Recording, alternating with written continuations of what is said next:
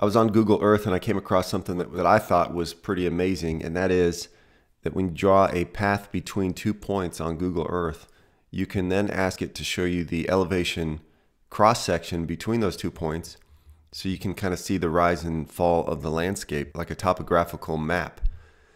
So just to test it out, I drew a path from my dad's house in Denver, Colorado, to my house in Cincinnati, Ohio. And I want to show you something very interesting. When I choose to show the elevation cross-section, you can see it's basically this red line. The starting point at my dad's house is 5,394 feet above sea level. And he's in Denver, Colorado, which is the mile-high city, so that's what you would expect.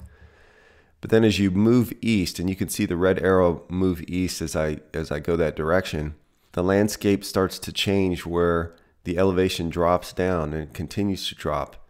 You go from the foothills of the Rocky Mountains into the plains of Colorado, Kansas, into Missouri, Illinois, Indiana, and then finally you get into Cincinnati, Ohio, to my house, which is 764 feet above sea level.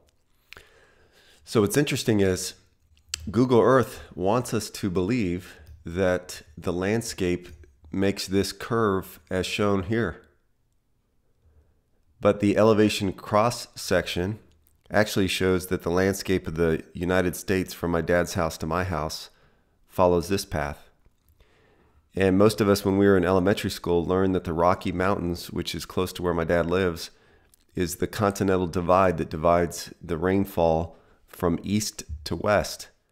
I'm pretty sure when I was a kid, I've been to the Milner Pass, which is about 2 miles above sea level. And there's a sign that says the Great Divide separates drainage to the Atlantic from the drainage to the Pacific. It traverses America from Alaska almost to Cape Horn. And so that would make sense if the landscape does follow this topographical cross-section. I wanted to see what would happen when you look at the elevation cross-section over a great body of water.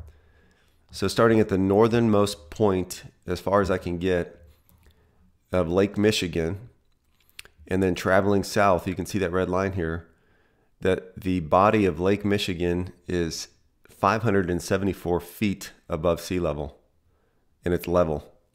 There's no change in elevation, there's no curve. This cross-section shows what an undisturbed body of water looks like, and that's level. We know that to be true. There's 3 properties of liquids. They have mass, they take up space, and they always take the shape of their container.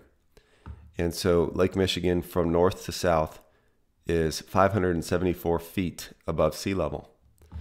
So then just to do another check, I wanted to see what the elevation profile would look like for Hudson Bay in Canada.